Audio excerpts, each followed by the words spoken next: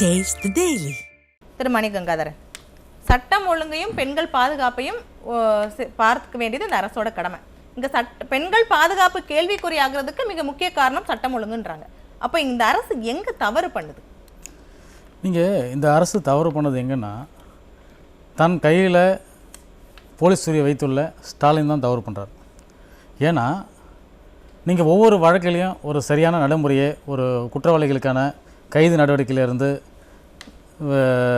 Charge sheet போடுறதுலேருந்து தண்டனை வாங்கி கொடுக்குற முறையிலேருந்து நீங்கள் சரியான ஆக்ஷன் எடுத்துருந்தீங்களா இது நடைபெற்றிருக்காது. குறிப்பாக நம்ம அண்ணா யூனிவர்சிட்டி ஞானசேகரன் வழக்கிலே நம்ம பார்க்கலாம். அதுக்கே பார்த்தோன்னா கோர்ட்டு தலையிட்டு நீதிமன்றம் மானிட்டரிங் பண்ணி அதுக்கப்புறம் எஃப்ஐஆர் போட்டு, அப்புறம் பாருங்கள் எஃப்ஐஆர் போட்டு அந்த எஃப்ஐஆர் லீக் பண்ணுறீங்க. லீக் பண்ணி அதில் வேறு யாருமே குற்றவாளி கிடையாது, ஒரே ஒரு குற்றவாளி தான் நீங்களே சொல்கிறீங்க. அப்போ என்ன அர்த்தம்? வேறு யாருமே புகார் கொடுக்கக்கூடாதுன்றது நீங்கள் பெண்களுக்கு ஒரு அச்சுறுத்தலை ஏற்படுத்துறீங்க. அப்போ எப்படி மற்றவங்களாம் புகார் கொடுப்பாங்க? ஒன்று. அதன் பிறகு நீங்கள் இந்த வழக்கில் ஞானசேகரன் வழக்கில் நீங்கள் யார் யார் பாதிக்கப்பட்டீங்களா புகாரை கொடுங்க நீங்கள் வாங்கியிருந்தீங்கன்னா தமிழ்நாட்டில் இருக்கிற பெண்கள் எல்லாருமே புகார் கொடுத்துருப்பாங்க. அப்போ நீங்க திட்டமிட்ட பெண்களை ஒடுக்கணுன்ற ஒரு சதி வேலையில புகார், நீங்க சொல்றது குற்றம் நடந்ததுக்கு அப்புறம் புகார் கொடுக்கிறதுக்கு பெண்கள் அச்சப்படுறாங்க அப்படின்னு சொல்றீங்க. சோ குற்றங்கள் அதிகரிச்சிருக்கு இல்லையா? Yes, I coming to the point. இப்போ என்னன்னா, நீங்க சரியான நடவடிக்கை ஸ்டாலின் எடுத்திருந்தாருன்னா அதன் பிறகு குற்றம் நடத்துக்காரனா பயப்படுவானா? ஆனா இவங்க சட்டமன்றத்துல ஒரு தீர்மானம்லாம் கொண்டு வந்தாங்கல்ல, ஒரு சட்டமே ஏற்றுனாங்கல்ல, பெண்கள் வன்கொடுமைக்கும் போக்சோ குற்றங்களுக்கும் மிக விரைவில் 3 ஆண்டுகள் 5 ஆண்டுகள்ல வாங்கி கொடுப்போம். இன்னைக்கு கடந்த 4 ஆண்டுகள்ல ஸ்டாலினுடைய ஆட்சியில போக்சோ குற்றங்கள் அதிகரிச்சிச்சு, பல மடங்கு அதிகரிச்சிச்சு. அதனால ஸ்டாலின் சொல்றதுக்கும் செயலுக்கும் சம்மந்தமே கிடையாது, அது மக்களுக்கு எல்லாருக்கும் தெரியும். இப்போ நீங்க தண்டனைக்கு நீங்க நடவடிக்கை ஒழுங்காக எடுத்திருந்தாருன்னா இந்த மேல் குற்றம் நடைபெற்றிருக்காது. நீங்க அதன் பிறகு அரக்கோணத்தில் நடைபெற்றது ஒரு குற்றம் பெண் மேல. அப்போ அங்க இருக்கிற எம்எல்ஏ அதிமுக எம்எல்ஏ கொண்டு வராரு, வெளியே கொண்டு வர்றாரு அந்த நிகழ்வை. ஆனாலும் அந்த பெண் கொடுத்த புகார் மீது நடவடிக்கை எடுக்கல இன்னைக்கு வரைக்கும். அப்போ இந்த பெண்கள் எல்லாம் இது முன்கூட்டியே கூட அந்த பெண் அந்த குழந்தை கம்ப்ளைண்ட் கொடுத்துருக்கலாம். ஏன் கொடுக்கல? இதை கொடுத்தா நமக்கே பாதுகாப்பு இருக்காதுன்னா அந்த பெண்ணு கொடுக்கல. அப்படிதான் நம்ம எடுத்துக்கணும் இதை. இப்போ அந்த பெண்ணை கத்தியால குத்தி மரணமடையுது. நீங்க தமிழ்நாடு இதுக்கு முன்னாடி இன்சிடென்ட் எல்லாம் பார்க்கலாம். இப்போ இதுல கோயம்புத்தூர்ல பார்க்கலாம் ஒரு மாணவி. இப்போ இதுக்கெல்லாம் நடவடிக்கை என்ன எடுத்திருக்காரு ஸ்டாலின்? எதுவுமே எடுக்கல. சும்மா ஒரு கண் துடைப்புக்காக ஒரு 2 பேரை கைது பண்றது. அதுக்குள்ள என்னன்னா அவங்களே வந்துட்டாங்களாம் கோயம்புத்தூர் இஷ்யூல. அந்த இவங்க ஏறக்குறைய 10 காலுக்கு புகார் கொடுக்குறாங்க. இதுக்கும் ஸ்டாலினை பொறுப்பு சொல்றீங்க. என்ன சொல்றாரு? எங்கேயோ நடக்கிறதுக்கு ஸ்டாலின் பொறுப்பாக முடியுமா? முதலமைச்சருக்கு அதை பாக்குறதா வேலையா அப்படின்னு கேட்கிறாரு. சோ அது நியாயம் தானே? அப்போ இங்கே தமிழ்நாட்டுக்கு பொறுப்பு என்ன? ட்ரம்ப்பா பொறுப்பில் இருக்கிறாரு தமிழ்நாட்டுக்கு? அது அண்ணன் விளக்கணும். அதை இல்லை ரஷ்யா புட்டின் பொறுப்பாளர் இருக்காரு, யார் இருக்காங்கன்னு சொல்லிட்டோம் அவர். நீங்கள் ஆட்சி நடத்துகிற ஸ்டாலின், நீங்கள் சரியான பெண்கள், நீங்கள் ஏறக்குறைய நான் பெரியாருடைய கொள்கையை ஃபாலோ பண்ணுறேன்னு சொல்கிற ஸ்டாலின், நீ பெரியார் கொள்கைக்கும் ஸ்டாலினுக்கு என்ன சம்மந்தம் இருக்கு சொல்லுங்க? இன்னைக்கு எல்லா குற்றங்களுக்கும் காரணமே ஆட்சியாளர்கள் தான். நீங்க எல்லாத்தையும் மாத்தியாச்சு, சிஸ்டத்தையே மாத்திட்டீங்க. நீங்க என்னன்னா, நீங்க இப்போ ஒரு குற்றம் நடக்குதுன்னா இன்னைக்கு ஒரு வட்ட செயலாளர் எல்லாரும் பழைய காலத்தில் பெண்கள் எப்படி இருந்தாலும் வெளியே வரக்கூடாது. ஒரு 3 மாதம் குழந்தை முதல் 60 வயசு பாட்டி வரைக்கும் 80 வயசு பாட்டி கூட பாதுகாப்பு இல்லை, வெளியே வர முடியல. அப்ப என்ன நினைக்கிறீங்க? இந்த பெண்கள் எல்லாம் வெளியே வரக்கூடாது நினைக்கிறீங்களா? அப்ப பெரியாருடைய நான் சமூக நீதியை பேசுற ஸ்டாலின் அப்ப பெண்கள் பழைய காலத்துல முடியாட்சி கொண்டு போறாரு.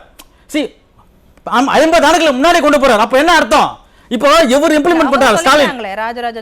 ஆமா அதான் இம்ப்ளிமெண்ட், அதுக்காக தான் இப்போ இம்ப்ளிமெண்ட் பண்றாரு. அதுக்காக தான் இதெல்லாம் திட்டமிட்ட சதியான்னு நமக்கு தோணுது. இப்போ கருணாநிதி முதலமைச்சர், ஸ்டாலினும் முதலமைச்சர், உதயநிதி துணை முதலமைச்சர். இப்போ இதெல்லாம் மாநில அளவில் பார்த்துக்கிறாங்க. நீங்க மாவட்டத்தில் ஒருத்தரும் குறுநில மன்னர் உருவாக்கிட்டாங்க.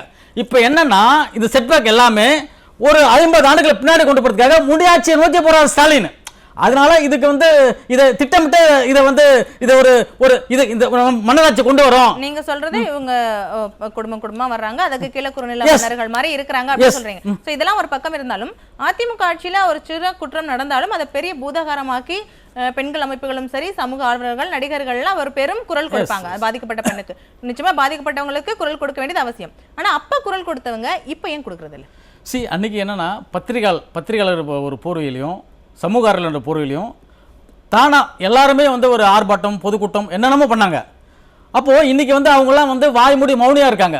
என்னன்னா அவங்களுக்கு வந்து மிகப்பெரிய அழுத்தம். அவங்களுக்கு வந்து இன்னைக்கு வந்து சமூகர்களும் கொல்லப்பட்டிருக்காங்க. யாருன்னா ஒன்று எதை பற்றி நான் பேசினாங்கன்னா லாரி எடுத்து கொள்றாங்க. அவர் பார்த்தா இப்போ அவங்களால பேச முடியல. அப்படி அவங்கள நசுக்கின்ற வேலையில் ஸ்டாலின் அரசாங்கம் ஈடுபடுது. யாருமே இதை பற்றியும் பேசக்கூடாது. நீங்கள் பேசுறீங்களா, ஒரு விவசாயத்தை பற்றி பேசுகிறாரு, அந்த விவசாயம் மேலே குண்டாசு. அப்போது கடந்த முறையில் பேசுனவங்களாம் இப்போ பேச முடியாத நொறுக்கப்படுறாங்க. கடந்த ஆண்டில் எல்லாம் பேசுறதுக்கான ஜனநாயக உரிமையை எடப்பாடி அவர்கள் கொடுத்தார்கள். இன்னைக்கு ஜனநாயக முறையை காப்பாற்றுவதற்காக ஜனநாயக உரிமையை ஸ்டாலின் அரசாங்கம் நசுக்கப்படுகிறாங்க. இன்னைக்கு பத்திரிகையாளர்கள் செய்திகளை என்ன செய்தி வரணும் என்ன செய்தி வரக்கூடாதுன்றது ஒரு அழுத்தம். இன்னைக்கு ஒரு தொலைக்காட்சி நிறுவனங்களும் பார்க்கலாம், தொலைக்காட்சிகளும் இந்த டிபேட் தான் எடுக்கணும்ன்றது அவங்களுக்கு அழுத்தம். நியூஸை தவிர எல்லா பத்திரிகை தொலைக்காட்சி அழுத்தம் கொடுத்துன்னு தான் இருக்காங்க. நீங்க கொடுக்குறாங்க. ஆமா, ஆளுகிற அரசாங்கம். இப்போ நீங்க ஒரு தொலைக்காட்சி ஒரு வெளியே அந்த கேபிள் கனெக்ஷன் வந்து எடுத்துட்டாங்க. அப்படி அவங்களுக்கு நெருக்கடிகள் கொடுக்குறாங்க. இன்னைக்கு ஜனநாயகத்தினுடைய தூண்களாக இருக்கிற பத்திரிகைகளை வந்து வெளியே சொல்ல முடியல. நீங்க சட்டமன்றம் இப்போ இருக்குது 4 தூண்கள் முக்கியமானது. சட்டமன்றம், நீதித்துறை. இப்போ சட்டமன்றத்தில் பேச முடியாது. எனக்கு யாரு எதிர்கட்சி எதனா சொல்றாங்கன்னா அவங்க மைக் ஆஃப் பண்றது, கேட்டா டெக்னிக்கல் இஷ்யூ அப்படின்னு சொல்றது. அப்படி யாருமே எதுவும் சட்டமன்றத்திலே பேசக்கூடாது. அப்போ ஜனநாயகத்தினுடைய வாயை வந்து நசுக்கப்படுகிறாங்க. அதுக்கப்புறம் பத்திரிகைகளும் பேசக்கூடாத பண்றீங்க. நீதித்துறை வந்து எவ்வளவு உங்களை கேட்கணுமோ அந்த அளவுக்கு கேட்குது. எந்த ஒரு நிகழ்வு நடந்தாலும் நீதிமன்றம் தலையிட்ட பிறகுதான் அது உள்ள போக முடியுது தவிர அதுக்கப்புறம் என்ன நீதித்துறையை பல ஒரு கம்பி கட்டுற கதையெல்லாம் சொல்றீங்க. அதுக்கப்புறம் நீதிமன்றம் சொன்ன பிறகுதான் எல்லாமே நடக்குது அப்படின்ற நீதிமன்றத்தையும் வந்து ரொம்ப ஜிங்சாக் பண்றாங்க. அப்போ IAS IPS ஆபீசர்கள் அவங்க தான் வந்து அதுக்கப்புறம் ஆட்சியாளருக்கு அப்புறம் அவங்க தான் வந்து இம்ப்ளிமெண்ட் பண்ண எல்லாத்தையும். அவங்களும் என்ன பண்றீங்க, அவங்க எதுவுமே சொல்ல, அவங்க உங்க செய்தி தொடர்பாளர் மாதிரி பேட்டி கொடுக்க வைக்கிறீங்க. சரி, அவங்களால எதுவும் பண்ண முடியாத சூழ்நிலை நீங்க உருவாக்குறீங்க. அப்போ இந்த ஜனநாயகத்தை தரப்பினரையும் பயமுறுத்தி வச்சிருக்காங்களா? ஆமா, நீங்க எல்லாத்திலயும் வந்து நீங்க வந்து இந்த ஜனநாயகத்துக்கான தூண்களை ஜனநாயகத்தை குரல் வழியை நசுக்கிறீங்க. யாருமே பேசக்கூடாது. எல்லாருக்கும் எல்லாம் அப்படின்ற ஆட்சி தான் எங்க ஆட்சி அப்படின்னு சொல்றேன். எல்லாருக்கும் எல்லாம், எல்லாருக்கும் கஞ்சா, 24 மணி நேரம் சாராயம், இதான் எங்க பார்த்தாலும் திருட்டு, எங்க பார்த்தாலும் கொலை. காலையில் ஒரு பெண் பிள்ளை பெற்றவர்கள் காலையிலேயே கிளம்பி அந்த அம்மா ஒரு குழந்தை ஸ்கூலுக்கு போயிட்டு வரதுக்கான ஒரு இது இருக்கா, பாதுகாப்பு இருக்கா? ரெண்டாவது ஒரு குழந்தை காலேஜுக்கு போயிட்டு வரதுக்கான பாதுகாப்பு இருக்கா? கல்லூரிக்கு போறதுக்கான பாதுகாப்பு இருக்கா? வேலைக்கு போயிட்டு பாதுகாப்பு இருக்கா? எந்த பாதுகாப்பும் இல்லை. அப்ப நீ பாதுகாப்பை உங்களை கொடுக்க முடியலாம், ஆட்சியை உங்களை நடத்த முடியலன்னு அர்த்தம். இப்போ அதான் எதிர்க்கட்சி தலைவர் கேட்கிறாரு, இந்த மாதிரி பெண்களுக்கு பாதுகாப்பான இருந்த சென்னையை இப்படி பெண்களுக்கு பாதுகாப்பே இல்லாத நகரமா மாத்திட்டீங்களே, திமுகவினருக்கு உறுத்தலையா அப்படின்னு கேட்கறாங்க. உறுத்துமா உங்களுக்கு? திமுகவுக்கு என்னைக்கும் உறுத்தாது. ஏன்னா இதுக்கும் ஒரு விளக்கம் கொடுப்பாங்க. இவங்க என்னன்னா, இது வந்து எதனா ஒரு குற்றம் நடைபெறுதுன்னா குற்றம் நடைபெறவில்லை, குற்றம் இழைக்கப்பட்டது, அது இதெல்லாம் வாய் சவடால். ஸ்டாலின் வாய் சவடால் என்னென்ன சொல்ல முடியுமோ அதெல்லாம் மாற்றி சொல்லுவாங்க. இவங்களுக்கு இப்போ சார் சொன்னாரு டிஜிபியை ஏன் போடலான்னு கேட்குறாரு. கேட்டதுக்கு இது அவர் ஒரு நீதிமன்றத்துக்கு போகலாம். நீதிமன்றத்தில் ஆல்ரெடி வழக்கு இருக்குது. அதில் என்னென்னா அவங்க ஒரு ஆல்ரெடி வந்து UPSC கேட்டு ஒரு 3 பேரை பரிந்துரை பண்ணுறாங்க. நான் என்ன கேட்குறேன், ஸ்டாலின் எது கேட்டாலும் ஆளுநர் 3 மாதம் கடப்பில் போட்டாருன்னு சொல்கிறாரு. நீ இத்தனை மாதம் கடப்பில் போட்டுருக்கீங்களே, இப்போ உங்களுக்கு அந்த உறுத்தலையா உங்களுக்கு? அப்போது நீங்கள் அப்போ டிஜிபி யார் ஒரு கேள்வி வருதுல்ல. தற்காலிக டிஜிபி போடுறீங்க. அப்போ தற்காலிக டிஜிபி ஏன் நீங்கள் போடாமல் இருக்கீங்க? நிரந்தர டிஜிபி ஏன் போடலைன்னா நீங்களே எல்லாமே இஷ்யூஸ் எல்லாம் நீங்களே கையில் எடுத்துறீங்களா? ஒரு மாவட்டத்தில் இருக்காரு மாவட்ட செயலர், அவர் பார்த்துப்பாரு. ஒரு மாவட்டத்தில் ஒரு மாவட்டத்துக்கு பார்த்துப்பாரு. தலைமையில் எதனா வழக்கு வந்து நம்ம பார்த்துக்கலாம், அதுக்காக தற்காலிக டிஜிபியை இருந்துக்கிட்டோம் அப்படின்னு நினைக்கிறாரா ஸ்டாலின் தெரியல. காவல்துறை பார்க்க வேண்டிய வேலையை மாவட்ட செயலர். ஆமா, அதுக்காக தான் தற்காலிக டிஜிபி அப்படியே விட்டுருக்காரு. இப்போ வேற என்ன இதுல? ஏன்னா பல வழக்குகளை கண்டுபிடிக்க போற ஸ்டைல் கண்டுபிடிச்சிட்டாங்க. கண்டுபிடிச்ச ஸ்டைலில் வந்து உடனே மாற்றிருக்காரு ஸ்டாலின். நீங்கள் இப்போ CBIக்கு போன வழக்கில் தடை உத்தரவு வாங்கிறதுக்காக பல கட்டமாக போறார் ஸ்டாலின். கொளத்தூர் ஸ்டாலின் தொகுதியிலே வெட்டி கொள்ளப்பட்ட BSP தலைவர், மாநில தலைவர் ஆம்ஸ்டாங் கொலை வழக்கில் பார்க்கலாம். அப்போ யாரை காப்பாற்றுக்காக ஸ்டாலின் ஓடுறாரு? அதை ஸ்டாலின் சொல்ல முடியுமா? யாரை காப்பாற்ற துடிக்கிறாங்க அங்கே? அது பின்னாடி அவங்க சொல்றாங்க, அந்த கட்சிக்காரர்கள் பேட்டி கொடுக்குறாங்க யார் யார் பின்னாடி இருக்காங்கன்னு. எல்லார் பேரையும் சொல்றாங்க. அந்த அம்மா இது அவங்க மட்டும் கிடையாது, அந்த கட்சியுடைய தேசிய தலைவர் சொல்றாங்க. ரத்த வரி பிடிச்ச திமுகன்னு சொல்லிட்டு போனாங்க. ரத்த வரி பிடிச்ச திமுக ஒரு கட்சியினுடைய என் கட்சியுடைய மாநில தலைவரா அவர் வீட்டு வாசலில் வெட்டி கொல்லப்பட்டாரு. அப்படி இதுக்கு பின்னாடி இந்த ஆளுங்கட்சி இருக்கு.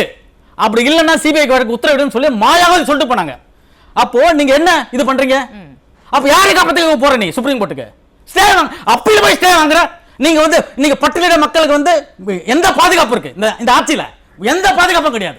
இதே ரவிக்குமார் சொல்றாரு, ஏறக்குறைய இந்த ஒரு ஆண்டுல மட்டும் 139 வழக்குகள் பெண்கள் பாதிக்கப்பட்டிருக்காங்க. பட்டியலில் பெண்கள் இந்த தமிழ்நாடு அரசு வழக்கே பதிவு பண்ணல, 39 வழக்கு தான் பதிவு பண்றீங்க. யாரு? ரவிக்குமார் சொல்றாரு, வேற யாரும் சொல்ல. கூட்டத்தில் இருக்கிற ரவிக்குமார் சொல்றாரு. அப்ப அவரே அப்படி சொல்றாருன்றப்ப அப்ப வழக்குகள் கம்மியா தான் பதியப்பட்டிருக்கு. அப்படி 15 இத்தனை வழக்குகள் இருக்குன்னா அப்ப இன்னும் பதியப்படாத வழக்குகள் இன்னும் எத்தனை இருக்கு? இது என்னன்னா, இது யாரும் கம்ப்ளைண்ட் கொடுக்க முன்ன வராதீங்க அப்படின்றது தான் இதுல நோக்கம். நீங்க இந்த மாதிரி இருந்தா யாரு முன்னாடி ஒரு கம்ப்ளைண்ட் கொடுக்க? பதியப்பட்ட வழக்குகளே இத்தனை இருக்கு, பதியப்படாம எத்தனையோ வழக்குகள் இருக்கு. இதுல பெண்கள் பாதுகாப்பு எங்க இருக்கு அப்படின்றத ஒரு சிறிய இடைவெளிக்கு பின்பு தொடர்ந்து பேசலாம். மணி கங்காதரன் சார், ரோல் மாடல் ஆட்சின்றாங்க. உங்க ரோல் மாடல் ஆட்சியில என்னெல்லாம் இருக்கு? இல்லை, இது இந்த ஆட்சி அகற்றப்பட வேண்டிய ஒரு ஆட்சி ஒன்று. இன்றைக்கி பெண்கள் இன்றைக்கி இது எப்படி சொல்கிறது, அவங்களுக்கு வாழறதுக்கான ஒரு சூழ்நிலை இல்லாத பண்ணிட்டாங்க. வக்கற்ற சூழ்நிலை. ஆமாம், வக்கற்ற சூழ்நிலைன்னு சொல்லலாம். நீங்கள் தான் சொல்கிறீங்க வக்கற்ற சூழ்நிலை. ஆமாம் ஆமாம், வாழ வழி இல்லாத பண்ணிட்டாங்க. இன்றைக்கி துப்புரவு பணியாளர்கள் போராடின்னு இருக்காங்க. கடந்த மாதங்களில் போராடினாங்க. எல்லாமே ஏறக்குறைய அது 3/4 பேர் பெண்கள் தான். நைட்டோட நைட்டாக அடித்து பிடிச்சி எல்லாம் யார் அவங்களாம் ரொம்ப அவங்களுக்கு காலையிலேருந்து பார்த்தீங்கன்னா குப்பையை கையில் எடுறது நம்மளாம் சரி ஒரு இதுக்காக போராடுறாங்க. போராட்டத்தினால அரசுக்கு எதுவும் அவப்பேர் வந்துடக்கூடாதுன்றதுனால அவங்க ஒடுக்குறாங்க அப்படின்ற ஒரு இது வந்தாலும் இங்க பெண்கள் நடமாடவே முடியல அப்படின்ற ஒரு குற்றச்சாட்டு எழுந்திருக்குல்ல.